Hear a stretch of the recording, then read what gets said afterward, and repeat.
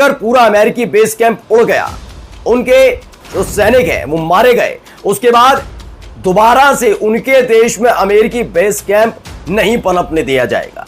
और यह डर सही साबित हुआ है। आप जाकर पुरानी वीडियो देखिए, तब भी मैंने कहा था, और आज देखिए कतर ने आवाज उठा दी है। वही कतर जिस कतर में बने अमेरिकी बेस कैंप पर हमला हुआ था, खासा नुकसान पहुंचा था, अब कतर ने कह दिया है कि हमें हमारे देश में यूएस ट्रुप यानी कि यूएस की आर्मी की कोई जरूरत नहीं है। एक बड़ा झटका डोनाल्ड ट्रंप को लगा है। एक एक करके मिडिल ईस्ट के अलग अलग देशों से इन्हें खदेड़ने की प्रक्रिया शुरू हो चुकी है।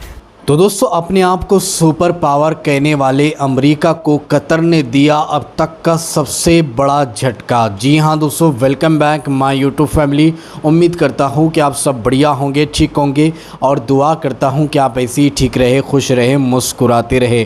तो दोस्तों, इस वक्त एक बहुत बड़ी खबर निकलकर सामने आ रही है ईरान, अमेरिका और कतर को लेकर। जी हाँ दोस्तों, आपको बताता हुआ चलूँ कि ईरान के लिए अमेरिका से भिड़ा कतर और एयर बेस छोड़ने को कहा है। जी हाँ, कतर के अंदर जो एयर बेस है, अमेरिका का जो आर्मी है, उनको आदेश जारी कर दिया गया है कि कतर से अमेरिका के तमाम एयर बेस को इन्हें निकाला जाए। तो दोस्तों, इस वक्त अमेरिका को ये एक बहुत बड़ा झटका लग चुका है। मैं आप लोगों को दलायू की एक वीडियो क्लिप दिखाऊंगा जो इस वक्त सोशल मीडिया पर काफ़ी वायरल हो रही है, जिसमें उन्होंने इस खबर को लेकर पूरी डिटेल के साथ इन्फॉर्मेशन दी है। तो मैं आप लोगों को यहीं पर पूरा वीडियो क्लिप दिखाऊंगा, लेकिन वीडियो दिखाने से पहले आप सभी से रिक्वेस्ट करना चाहूँगा, प्लीज़ इस वीडियो को ज़रूर लास्ट तक देखिए और जितना हो सके इस वीडियो को ज़्यादा से ज़्यादा शेयर ज़रूर कीजिए। तो आइए सबसे पहले ये वीडियो क्लिप देखें, फिर आगे बात करते हैं। ये एक न्यूज़ चैनल न्यूज़ है आरकेएम टाइम्स, उसने बताया breaking, Qatar demands US troop should leave the Al Udeid air base to establish new peace with Iran, Middle East and Israel. इस Qatar moving for armed soldiers presence at Al Udeid. दरअसल आपको याद होगा, ये वही अल उबैद इलाका है जहां पर इनका यूएस ट्रूप बना हुआ था, जिस पर हमला हुआ था।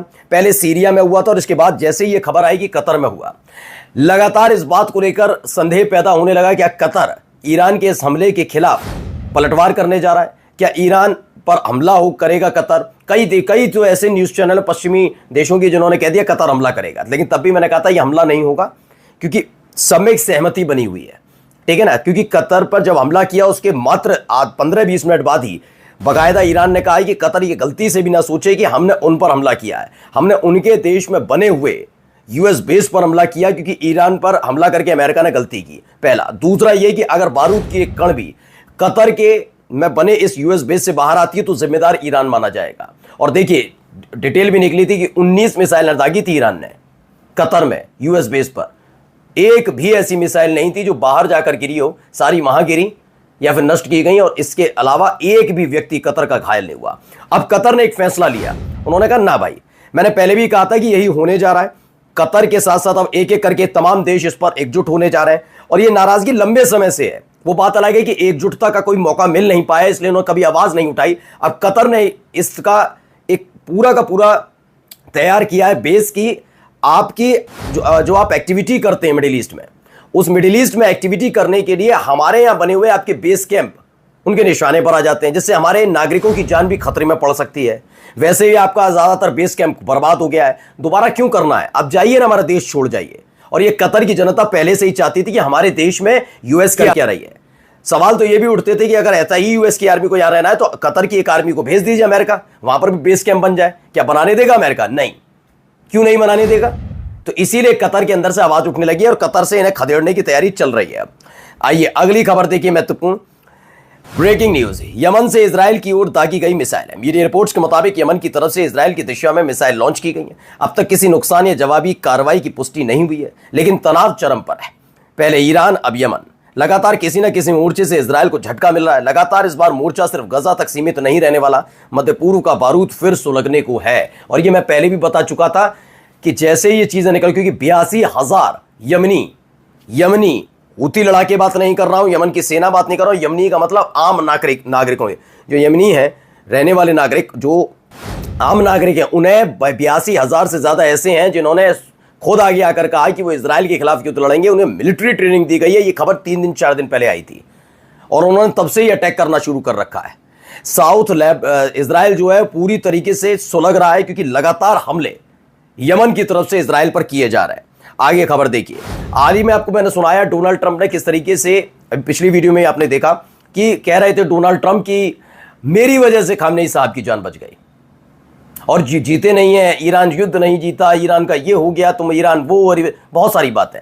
एक तो पता नहीं क्या एक आत्ममुग्ध, हमारे यहाँ कहा जाता है आत्ममुग्धता, मतलब अपने बारे में बहुत बड़ा चढ़ाकर बात करना। जैसे अगर मैं आपके साथ रूबरू हो रहा हूं तो मैं कहूंगी मुझसे बड़ा एंकर कोई नहीं है, मुझसे अच्छी का जानकारी कोई नहीं दे सकता, मैं कभी झूठ नहीं बोल। ये फिजूल, अपनी तारीफ खुद नहीं करनी चाहिए। अमेरिका और डोनाल्ड ट्रंप खासतौर पे इसके लिए जाने जाते हैं कि वो अपनी तारीफ खुद करते हैं कि मैं नहीं किया, मैंने बर्बाद कर दिया, मैंने दुश्मनों को नेस्तनाबूद कर दिया, मैंने ये कर दिया, मैंने वो कर दिया। जबकि अमेरिका का इतिहास है, वो जिस देश में घुसा है सहायता करने के लिए, वो देश बर्बाद हो गया। वो चाहे कितना ही शक्तिशाली क्यों ना हो, जिसके साथ टाई अप अमेरिका का रहा और अमेरिका ने से हथियार लेकर उसने पूरे युद्ध में कूदा, वो देश बर्बाद ही हुआ है। कोई सा भी एक देश उठा लीजिए।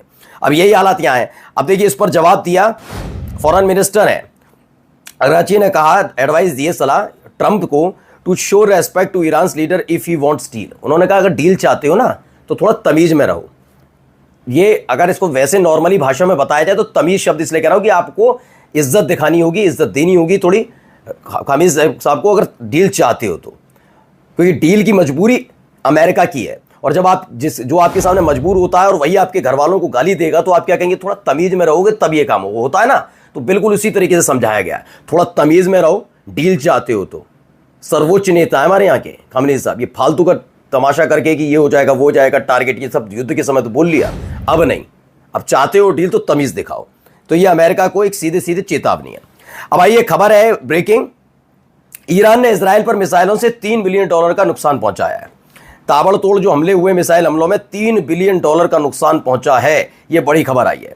ईरान ने इजराइल पर इतना हमला किया कि $3 बिलियन चलेगा, यानी 10 से 15 साल इजराइल को फिर रख सकते हैं दोबारा पनपने के लिए। वहां एक और प्रेस टीवी खबर आई है, US spent $800 million on third in 12 days to shield Iran from Iranian missile reports.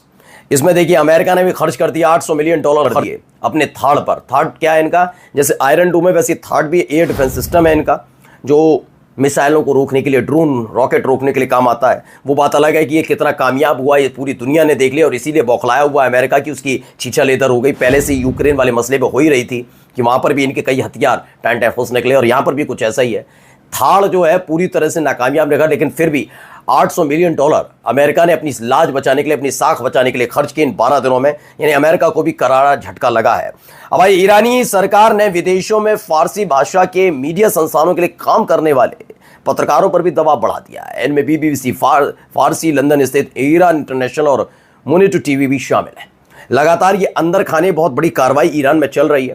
खास तौर पर ईरान में उन लोगों पर नजर रखी जा रही है जो विदेशों से आए हैं, दूसरे देशों से आए हैं या अपने देश के भी हैं, लेकिन वो कर रहे थे किसके लिए, मोसाद के लिए काम कर रहे थे। कई मोसाद के एजेंट पकड़े गए थे। पूरा ईरान को पता था कि ऐसा संवेदनशील जगहों के बारे में सटीक जानकारी ऐसे ही नहीं मिल सकती। उसके बाद जो उन्होंने कार्रवाई शुरू की है, कई अब तक मोसाद के एजेंट हत्थे चढ़े हैं और कई को तो फांसी भी दे दी गई। अब आइए प्रेस टीवी का मीनिंगलेसनेस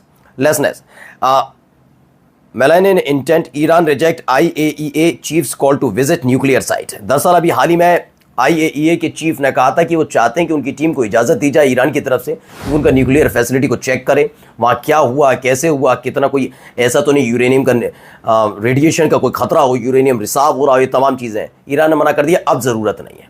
हम आपसे लंबे समय से, जब से हम जुड़े, आपसे NPT पे दस्तखत किए, जब आपकी ज़रूरत पड़ी आपने आकर चेक किया, लेकिन जब अमेरिका ने हमला किया उसके बाद कोई कड़ी कार्रवाई कर उस पर नहीं हो सकती। तो अब आपके साथ कोई लेना देना नहीं, हम अपने दम पर। तो जी हाँ दोस्तों, आप लोगों ने ये वीडियो क्लिप देखी और सारी बातें आप लोगों ने सुनी है। उम्मीद करते हैं कि आप लोगों को ये वीडियो पसंद आई होंगी। तो इस वीडियो को लाइक कीजिए, शेयर कीजिए और अगर आप लोगों ने अभी तक हमारे इस चैनल को सब्सक्राइब नहीं किया है तो इस चैनल को सब्सक्राइब ज़रूर कीजिए, बेल आइकन को दबाइए ताकि आने वाली हर वीडियो की नोटिफिकेशन आपको इसी चैनल पर मिल सके। तो चलिए दोस्तों, अगली वीडियो में मिलते हैं। जब तक अपना ख्याल रखिए, शुक्रिया।